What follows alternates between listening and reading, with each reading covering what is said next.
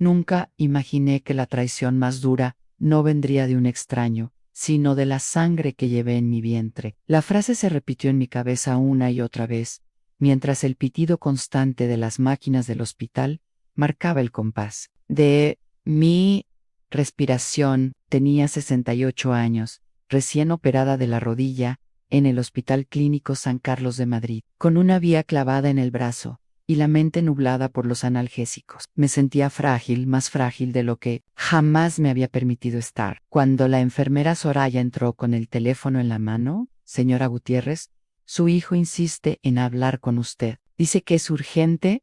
Tomé el aparato con dedos temblorosos, el corazón acelerado por un presentimiento oscuro. Pensé en mis naitos, en un accidente quizá, en algo grave que explicara tanta prisa. Pero al otro lado de la línea, la voz tú, Javier, sonó tan fría como el mármol de la mesilla del hospital.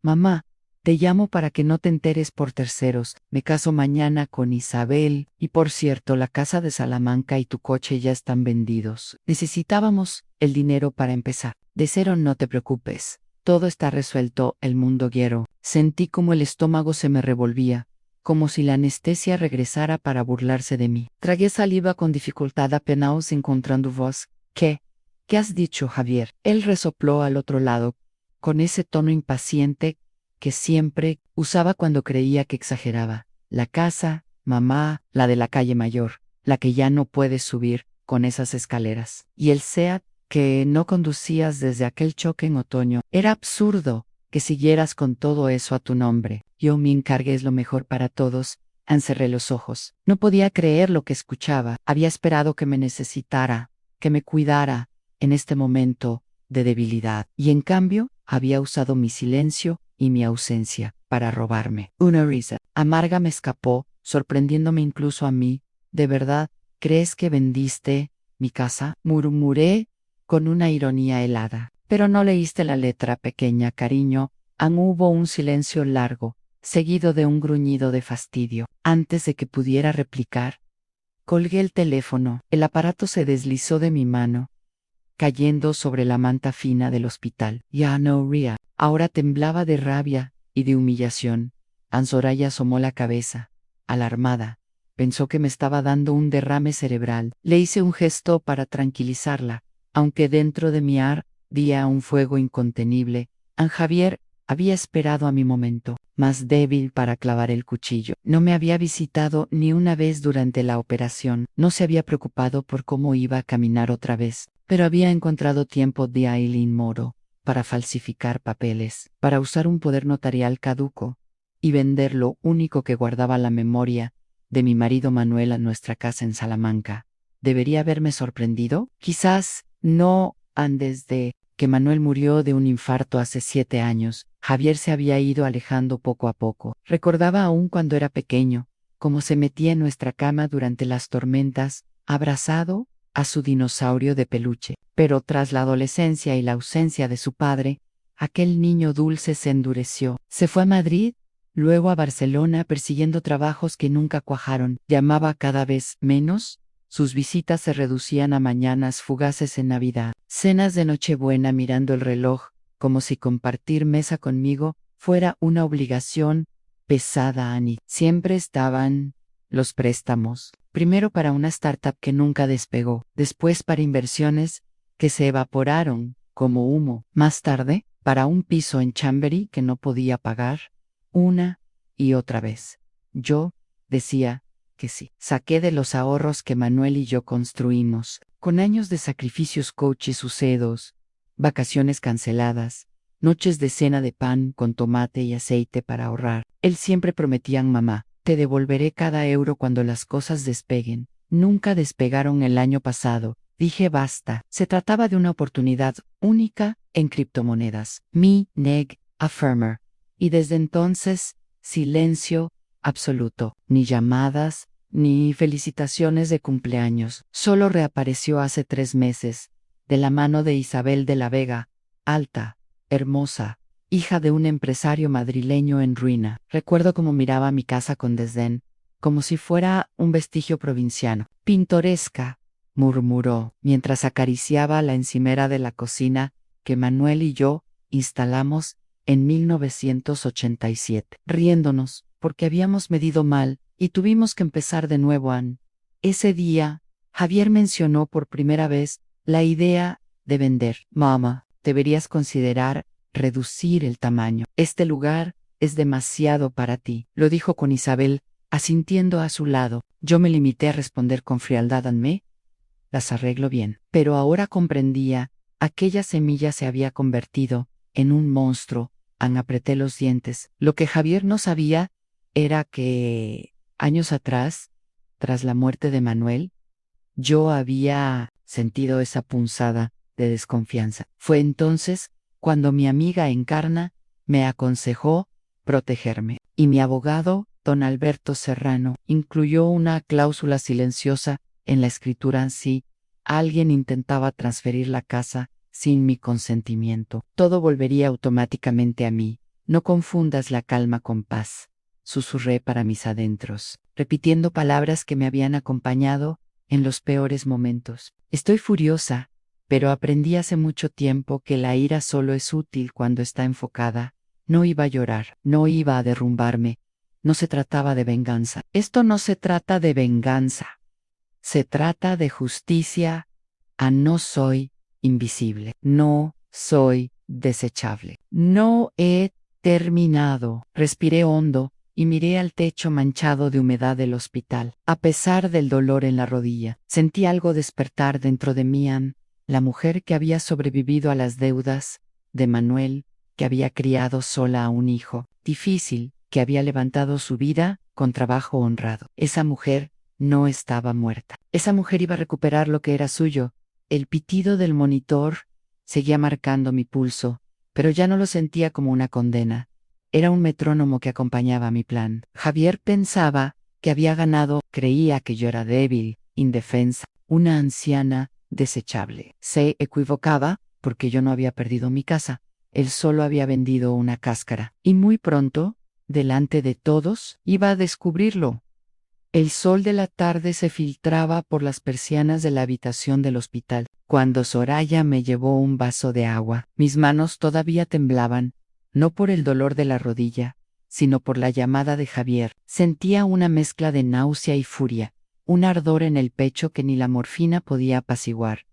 Recordé entonces las palabras de Encarna, mi vecina y amiga de toda la vida en Salamanca. Ella siempre había sido franca, sin pelos en la lengua. 2 años atrás, mientras tomábamos café en su cocina llena de plantas, me había mirado con esos ojos oscuros que no admitían evasivas.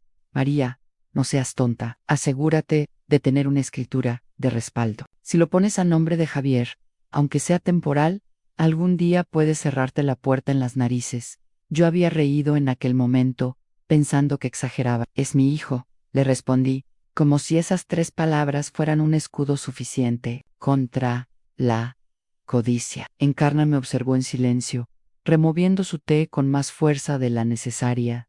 Ahora entendía, ella había visto antes lo que yo no quería admitir, a la traición de Javier.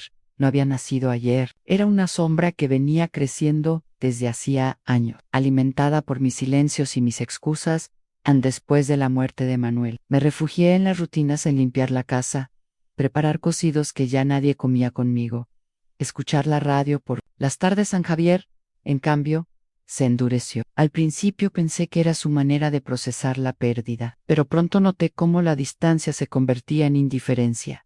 Recuerdo una Navidad en la que apenas se quedó 1 hora. Entró, abrió los regalos y se fue corriendo a una fiesta con amigos en Madrid. Yo me quedé sola, frente al árbol, adornado con las mismas bolas de cristal que Manuel y yo habíamos comprado en nuestra luna de miel en Segovia. A las excusas siempre eran las mismas. Mamá, es temporal. Mamá, pronto todo mejorará. Mamá, préstame solo esta vez. Pero las deudas nunca desaparecían. Primero fueron unos miles de euros para un negocio de informática que nunca arrancó. Después, para invertir en criptomonedas que se esfumaron como humo. Y más tarde, para un piso que no podía mantener. Cada vez, yo abría mis ahorros, los mismos que Manuel y yo habíamos guardado con años de trabajo y sacrificio.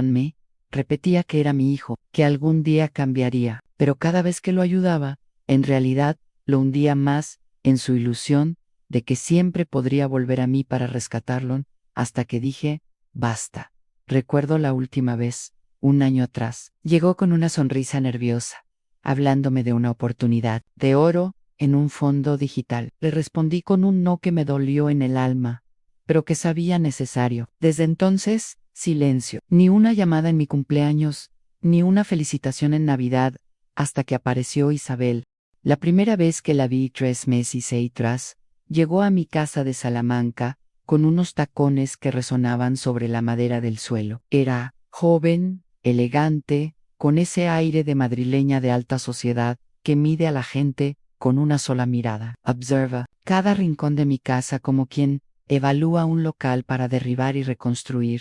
Pintoresca, murmuró, recorriendo con un dedo la encimera de la cocina. Esa encimera que Manuel y yo habíamos instalado juntos, riéndonos cuando descubrimos que habíamos cortado mal la madera.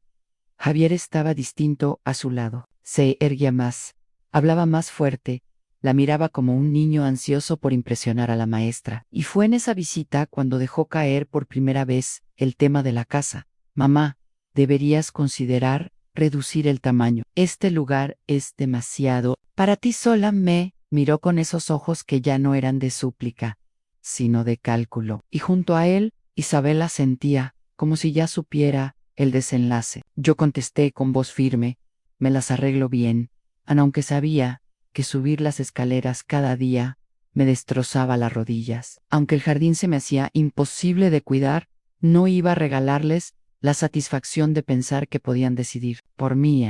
Pero Javier había seguido insistiendo. Meses antes de mi operación, me pidió que pusiera la casa a su nombre temporalmente. Me abrazó con ternura, un gesto que no tenía desde hacía años, y me dijo, solo quiero ayudarte. Mamá, quiero quitarte un peso de encima en mi corazón, cansado de tanta distancia.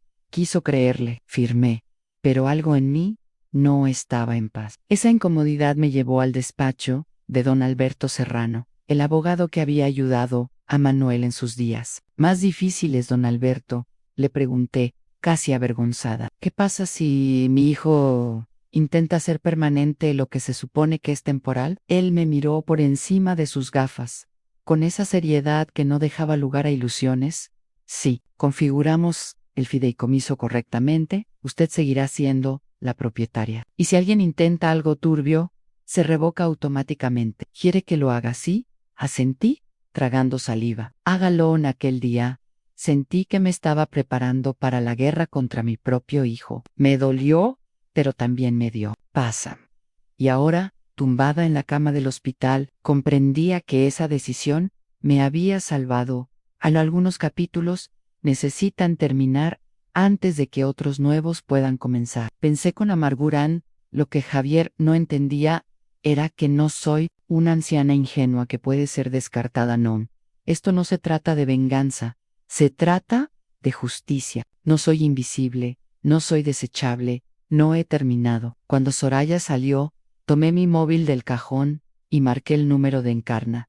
Mi voz sonó ronca, quebrada, pero firme. Encarnita. Ha pasado. Javier vendió la casa. Hubo un silencio. Al otro lado, seguido de una exclamación furiosa, ese muchacho necesita una buena bofetada. ¿Quieres que coja el tren a Madrid ahora mismo? Me eché a reír entre lágrimas. No, no, haremos esto a mi manera. Limpio, legal, sin drama. Al menos no todavía. Pues cuenta conmigo, María. Ya sabes que contigo a muerte. Colgué, con un nudo en la garganta. No estaba sola. Tenía a Encarna, tenía a don Alberto, y tenía algo más fuerte que todo, la certeza de que no iba a rendirme. Mientras el monitor seguía marcando mi pulso, me prometí a mí misma que recuperaría lo que era mío, no por nostalgia, sino porque la dignidad no se negocia ahí. Y cuando Javier caminara hacia el altar, al día siguiente, creyendo que había ganado, descubriría que la letra pequeña que nunca leyó lo condenaría frente a todos. A la madrugada siguiente, al impacto de aquella llamada, apenas Piut dormía. Cada vez que cerraba los ojos, veía el rostro de Javier, no el niño que corría por el patio de la casa de Salamanca, con los pantalones manchados de barro, sino el hombre que me había clavado. La puñalada más cruel en el dolor de la rodilla me mantenía despierta, pero era la herida del corazón lo que realmente me desvelaba. Mientras en el pasillo se oía el eco de pasos de enfermeras, yo repasaba en mi mente cada detalle, cada firma, cada palabra que podría convertirse en prueba. Aun cuando el reloj marcó las 8, pedí a Soraya que me alcanzara el móvil. Tinia, que llamara a don Alberto Serrano. Don Alberto, dije con voz ronca, cuando al fin me contestó, ha pasado lo que temíamos. Javier intentó vender la casa. Aún hubo un silencio breve al otro lado, seguido de un suspiro pesado. Doña María, tranquilícese. Justo para esto, preparamos la cláusula en la escritura. Legalmente, su casa sigue siendo suya. Lo que hizo su hijo no es válido. ¿Pero y el coche? ¿Y los papeles que pudo falsificar? Eso es otra historia. Tendremos que reunir pruebas, pero créame, Ann tiene las de ganar. Ann colgué, con un temblor de alivio. Una cosa era saberlo en teoría, y otra escuchar a un abogado confirmarlo. Sin embargo, también entendí que lo que me esperaba no sería fácil. Javier no se iba a quedar de brazos cruzados, y mucho menos Isabel en ese mismo día. Encarna llegó a Madrid con una maleta pequeña. La reconocí por el sonido de sus zapatos en el pasillo. Al entrar en mi habitación, me abrazó con fuerza, como si quisiera sostenerme entera con sus brazos. María, ya estoy aquí. Y que se preparen, porque no voy a dejar que te hundan. Sus ojos chispeaban de furia. Le conté con detalle lo sucedido, la llamada, la frialdad en la voz de Javier. Ella apretó los labios hasta que se le pusieron blancos. ¿De verdad crees que vendiste mi casa? Pero no leíste la letra pequeña. Cariño, repitió, recordando mis palabras. Brillante, así se hablan. Me reí entre lágrimas. Encarna siempre sabía cómo devolverme la fuerza. Al día siguiente, don Alberto vino al hospital. Alto, con cabello ya plateado y un traje gris impecable. Traía consigo un maletín lleno de documentos. Doña María me saludó con respeto. Le explicaré los pasos que debemos seguir. Ann sacó varias carpetas y las colocó sobre la mesilla. Había copias de la escritura de Salamanca, el poder notarial caducado y una serie de notas que ya había comenzado a redactar. Su hijo presentó la venta, utilizando un poder notarial que caducó hace 3 años. Además, la cláusula de protección que añadimos invalida cualquier intento de transferencia sin su autorización expresa. Legalmente, usted está cubierta. Lo escuchaba con atención, aunque dentro de mí bullía una mezcla de dolor y orgullo. Nunca imaginé que tendría que enfrentarme a mi hijo en un juzgado.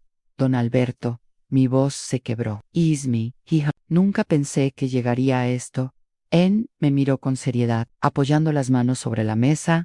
Entiendo lo que siente, pero permítame decirle algo. La ley no distingue entre hijo o extraño cuando se comete un delito. Aquí hay falsificación, fraude y abuso de confianza. Usted no busca venganza, busca justicia. Respiré hondo. Sus palabras calaban como un recordatorio firme.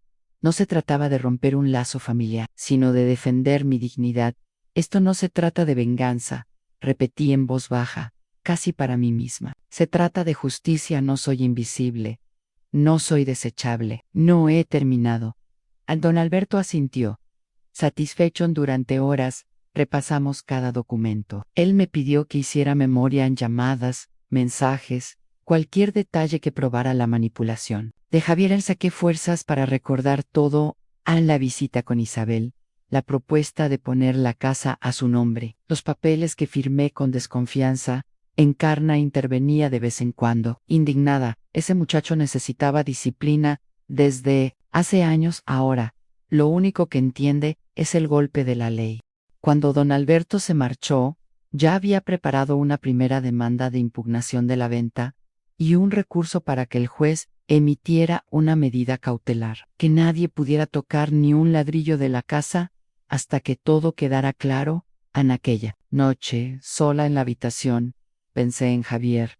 ¿Qué sentiría él? Orgullo, triunfo. ¿Creería que me había ganado para siempre? Una parte de mí, la más árida, se preguntaba si en el fondo buscaba mi atención, si esta traición era su manera retorcida de obligarme a mirarlo.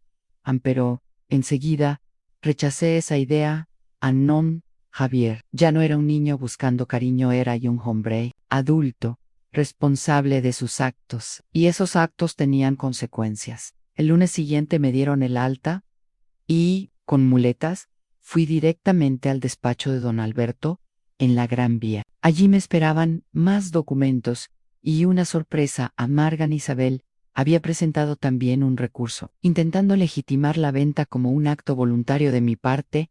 Están desesperados, dijo don Alberto con calma. Low and to do. Pero tenemos las pruebas de nuestro lado. And me quedé mirando por la ventana, viendo los coches avanzar como un río interminable. Madrid parecía ajena a mi dolor, pero dentro de mí sentía que estaba librando una guerra silenciosa. Algunos capítulos necesitan terminar antes de que otros nuevos puedan comenzar, murmuré, recordando la frase que tantas veces repetí en mi cabeza. Aquella tarde firmé oficialmente la demanda. Cada trazo de mi bolígrafo sobre el papel era un acto de resistencia, una forma de decir, aquí estoy. Sigo en pie. Encarna me tomó de la mano al salir del despacho. María, no estés sola. Pase lo que pase, lo enfrentaremos juntas, en asentí, conteniendo las lágrimas. Ya no era la mujer que se derrumbaba en la cama del hospital. Ahora era alguien distinta, no una madre herida, sí, pero también una mujer que había decidido luchar. Y mientras caminábamos hacia la calle, con el aire frío de Madrid golpeándome el rostro, lo supe con absoluta claridad. An Javier iba a descubrir que su madre no era una víctima fácil. No, An yo era la dueña de mi historia. Y aún no había escrito el último capítulo. El aire de Madrid estaba cargado de un frío húmedo cuando regresé al piso de Encarna, donde me estaba quedando mientras seguía con la rehabilitación. Aún caminaba con muletas. Cada paso era una batalla, pero mi mente estaba más clara que nunca. Sabía que tarde o temprano tendría que enfrentarme a Isabel de la Vega, la mujer que había entrado en mi vida como una sombra elegante, envolviendo a Javier en un embrujo que terminó por arrastrarlo a la peor de las decisiones. La oportunidad llegó antes de lo esperado. Una tarde, mientras Encarna salía a hacer unas compras, sonó el timbre del piso. Al abrir la puerta, me encontré con Isabel. Estaba impecable, como siempre, en un abrigo largo de lana gris, botas de tacón, el cabello rubio perfectamente peinado. Sin embargo, sus ojos delataban algo distinto en cansancio. O tal vez desesperación. Doña María, dijo con voz baja, casi un susurro. ¿Puedo pasar? La miré de arriba a abajo, dejando que el silencio pesara unos segundos. Finalmente, me hice a un lado y la invité a entrar. Nos sentamos en el salón frente a frente. Isabel jugueteaba con un anillo de plata en su dedo, evitando mi mirada. Fue ella quien rompió el silencio. Sé que está enfadada conmigo. Whiting, todo el derecho, pero necesito explicarle. Crucé los brazos, apoyando una muleta contra el sofá. Explícate.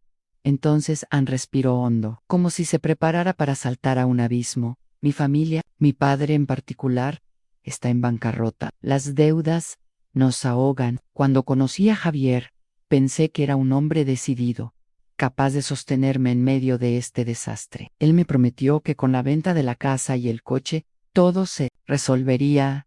Ann, yo confié en él. No pude evitar que una risa amarga escapara de mis labios. ¿Confiar? Isabel, ¿te casaste con mi hijo porque lo amabas o porque tu familia necesitaba activos? Sus mejillas se tiñeron de rojo. Viola, incapaz de responder. No quiero mentirle, susurró. Hubo amor al principio, pero también necesidad. Pensé que podíamos ayudarnos mutuamente. Nunca imaginé que él llegaría tan lejos, que falsificaría su firma, que usaría un poder notarial vencido. Eso es precisamente lo que hizo. La interrumpí con firmeza. Olivia, nunca firmé nada. Javier usó un poder notarial vencido y falsificó mi firma mientras me recuperaba de una cirugía. Whitey los obvias. Isabel levantó la cabeza, lágrimas contenidas en los ojos. No lo supe hasta después de la venta. Cuando vi los documentos, comprendí que era ilegal, pero Javier me aseguró que todo estaba controlado, que usted lo había autorizado. Ann, quise creerlo, porque era más fácil que enfrentar la verdad. Ann la miré largo rato, tratando de descifrar si sus palabras eran genuinas o simplemente una estrategia. Había algo en su tono, sin embargo, que sonaba sincero, en un temblor en la voz que no parecía fingido. Isabel, dije al fin, no todos los recuerdos pueden pagarse con dinero. Esa casa no era solo ladrillos, era la vida de mi marido, mi esfuerzo, la infancia de Javier. Y ustedes intentaron arrancármela, como si fuera un cheque al portador. Ella se cubrió el rostro con las manos, sollozando en silencio. Durante unos segundos, sentí un destello de compasión, pero lo apagué rápido. La compasión no borraba lo que había intentado hacer.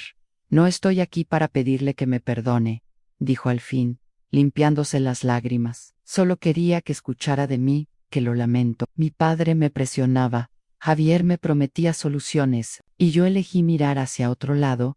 Anne se levantó, y de su bolso, sacó una cajita de terciopelo azul. La colocó sobre la mesa, y la empujó hacia mí.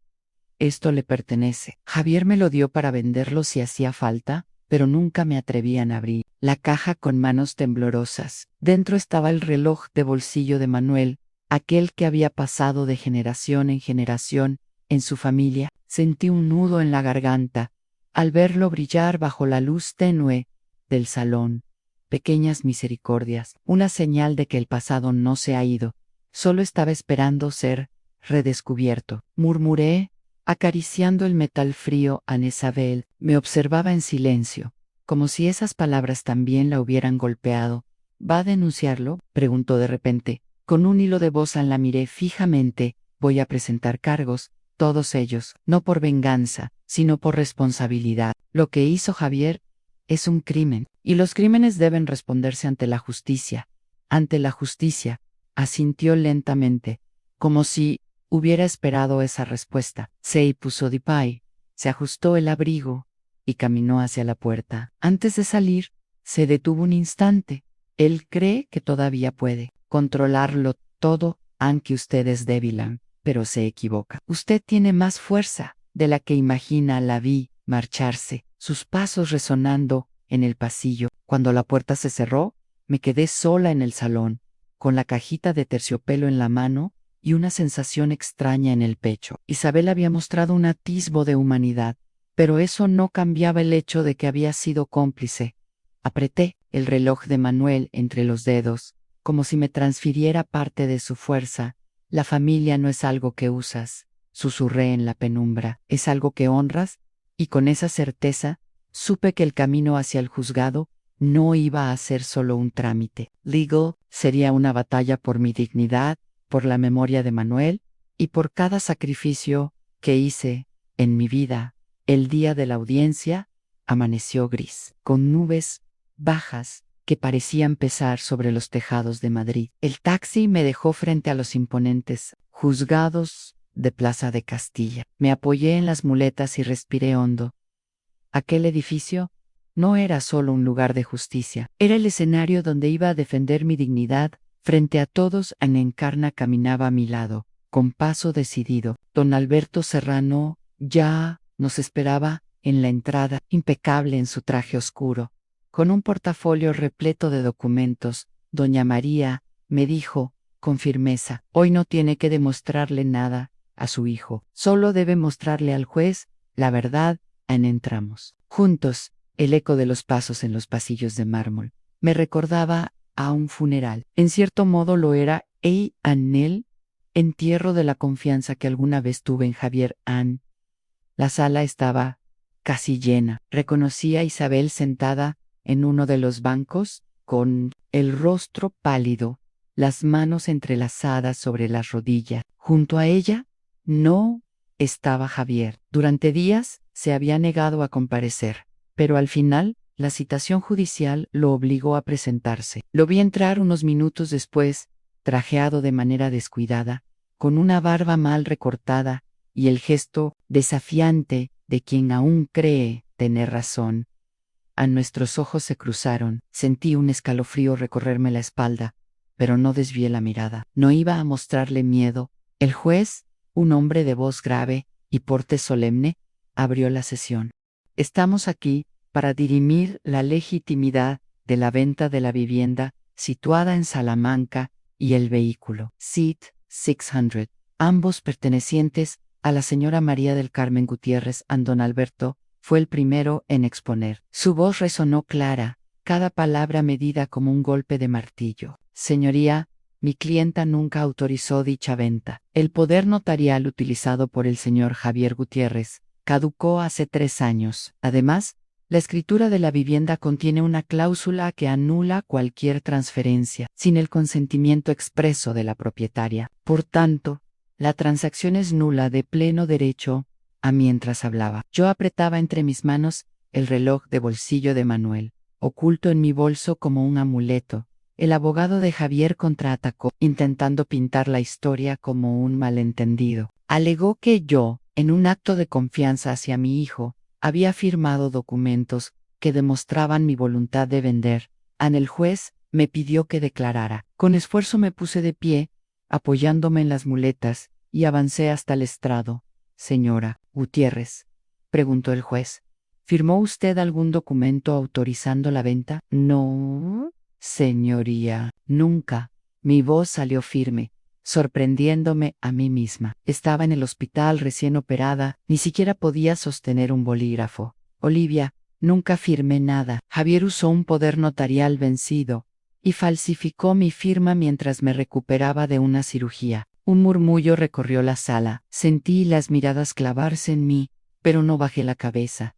¿Tiene pruebas de que la firma es falsa?, inquirió el juez. Don Alberto levantó una carpeta. Señoría, presentamos un informe pericial caligráfico que demuestra la falsificación, además de registros hospitalarios que confirman que mi clienta estaba bajo efectos de anestesia en la fecha de la supuesta firma. El juez asintió, hojeando los documentos.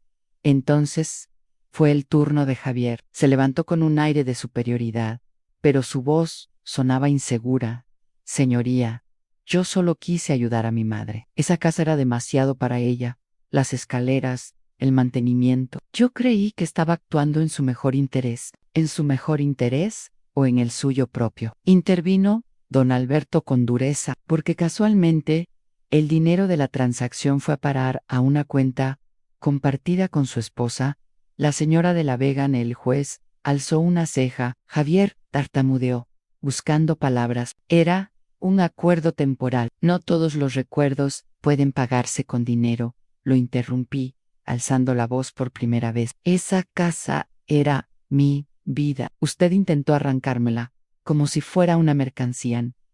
El silencio cayó como un peso en la sala. Vi a Javier apretar los puños, los ojos ardiendo de rabia, pero no se atrevió a responder después de horas de alegatos y documentos. El juez anunció su decisión provisional. Este tribunal declara nula la venta de la vivienda de Salamanca y del vehículo Seat 600. Se restituye la titularidad a la señora Gutiérrez. Además, se decreta la congelación inmediata de los fondos derivados de la operación, hasta que se resuelva el procedimiento penal correspondiente. El martillo golpeó la madera. Un murmullo recorrió la sala. Yo cerré los ojos, sintiendo que el aire volvía a mis pulmones. Después de semanas de asfixia, Javier se desplomó en su asiento, derrotado. Isabel lo miraba con lágrimas en los ojos, como si acabara de despertar de un sueño roto. Al salir de la sala, los periodistas aguardaban en la puerta. Sus flashes me cegaban, sus preguntas se amontonaban.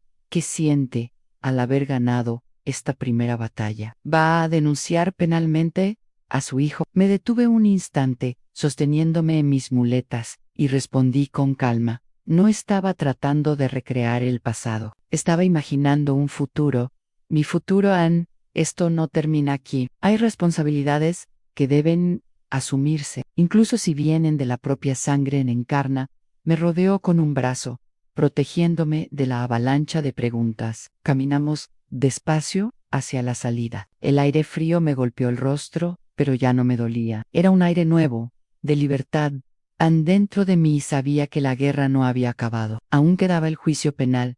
Aún quedaba enfrentarme a Javier como acusado de fraude. Pero en Plaza de Castilla había recuperado algo más que una casa o un coche. Había recuperado mi voz, y cuando el taxi arrancó rumbo a Salamanca, me permití una sonrisa. Algunos capítulos necesitan terminar antes de que otros nuevos puedan comenzar. Si en el capítulo del miedo estaba cerrado, ahora empezaba el de mi renacer. El tren hacia Salamanca avanzaba entre campos dorados por el invierno. Apoyada en la ventanilla, observaba cómo el paisaje pasaba como si fuera un viejo álbum de fotos en encinas. Viñedos, pequeños pueblos que me recordaban la infancia en Encarna. Dormía a mi lado, con la cabeza apoyada en su bufanda, mientras yo sostenía entre las manos la cajita de terciopelo azul con el reloj de Manuel. Era mi ancla, mi símbolo de resistencia, el recordatorio de que, a pesar de todo, había logrado mantener viva la memoria de lo que realmente importaba. Cuando por fin llegamos, el aire frío de Salamanca me golpeó con fuerza. Respiré hondo. El taxi nos llevó hasta la calle Mayor, y allí estaba, a mi casa, aún con las persianas medio bajadas y la fachada marcada por los años. Seguía siendo el lugar donde había reído con Manuel, donde había visto a Javier dar sus primeros pasos. Y ahora, después de tanto dolor, volvía a ser mía. Encarna me ayudó a entrar. El olor a madera vieja me envolvió como un abrazo. El salón estaba cubierto de polvo, y algunas cajas permanecían apiladas. Recuerdo del intento frustrado de Javier por vaciarlo todo. Cama en despacho, con las muletas, hasta la chimenea. Allí, todavía colgaba la foto de mi boda. La tomé con cuidado, limpiando el cristal con la manga de mi abrigo. Bienvenida a casa, Manuel, susurré con un nudo en la garganta. Los días siguientes se convirtieron en un proceso de resurrección. Con ayuda de Encarna, comencé a limpiar habitación por habitación. Encontramos cajas con juguetes antiguos de Javier, cuadernos escolares, con dibujos torpes, cartas que Manuel me había escrito cuando éramos novios. Cada objeto era como una herida y una cura al mismo tiempo. Una mañana, al abrir un armario, apareció un álbum de fotos que creía perdido. Lo cogí lentamente. Javier en la playa, con un cubo rojo, Manuel levantándolo en brazos bajo los fuegos artificiales de San Juan, yo riendo con un sombrero ridículo en la feria de Salamanca. Las lágrimas me nublaron la vista. No estaba tratando de recrear el pasado, me dije. Estaba imaginando un futuro. Mi futuro Han fue entonces cuando tomé una decisión. No quería que mi casa se convirtiera en un mausoleo del dolor, ni en un recuerdo constante de la traición. Quería que volviera a llenarse de vida. Hablé con Encarna, y juntas organizamos pequeñas reformas, a pintar las paredes, arreglar las ventanas, sembrar flores nuevas en el jardín. No era solo una cuestión estética, era mi manera de declarar que yo no había sido derrotada. Mientras tanto, las noticias sobre Javier llenaban los periódicos locales. La fiscalía había abierto diligencias por falsificación y fraude. Mi abogado, don Alberto, me mantuvo informada. Javier, al parecer, había desaparecido durante semanas, esquivando llamadas y citaciones. Isabel, en cambio, se había presentado voluntariamente a declarar, reconociendo parte de lo sucedido. No sentí alegría al escuchar esas noticias. Sentí una pena profunda, como si se confirmara lo inevitable en mi hijo. Estaba perdido en un laberinto de ambiciones rotas. Una tarde, Isabel se presentó en Salamanca. Llegó con un abrigo sencillo, muy distinta de la mujer impecable que conocí en Madrid. Traía en sus manos un joyero de madera. Esto también le pertenece, dijo, entregándomelo. Es de su familia. Javier me lo dio, pero no pude tocarlo. Lo abrían. Dentro estaban los pendientes de boda de mi suegra, piezas que creía desaparecidas. Isabel bajó la mirada. No espero. Perdón, solo quería devolver lo que nunca debió salir de aquí. Asentí en silencio. Agradecí el gesto, aunque sabía que las cicatrices no se borrarían. Isabel se marchó, dejándome con la certeza de que, al menos, había comprendido algo. A la familia no se usa, se honra. Con el paso de las semanas, mi casa volvió a respirar. Los vecinos pasaban a visitarme, trayendo bizcochos y flores. Encarna, como siempre, se convirtió en mi sombra protectora. Un día, mientras tomábamos café en el patio, me dijo, ¿ves, María? Al final, lo lograste. Te querían arrebatar la vida, pero la recuperaste con más fuerza que nunca. Sunray. Sí, había sufrido, había llorado, pero también había aprendido algo invaluable, a la verdadera fortaleza no consiste en evitar las caídas, sino en levantarse con la frente en alto. El juicio penal contra Javier aún estaba pendiente, y sabía que sería doloroso, pero ya no lo temía. Había recuperado lo esencial a mi voz, mi dignidad, mi hogar. Aquella noche, mientras cerraba las ventanas después de cenar, sostuve el reloj de Manuel en mis manos y me miré en el espejo. La familia no es algo que usas, me dije en voz alta, es algo que honras, y por primera vez en mucho tiempo. Me sentí en paz. Mensaje final para la audiencia. Queridos amigos, gracias por acompañarme hasta el final de esta historia. Ha sido un viaje de dolor, traición y justicia, pero también de renacimiento y esperanza. Yo encontré la fuerza para levantarme y recuperar lo que era mío. Ahora quiero preguntaros, ¿qué habríais hecho vosotros en mi lugar? ¿Perdonaríais a un hijo que os traicionó? ¿O, como yo, elegiríais luchar hasta el final por vuestra dignidad? Gracias por escucharme.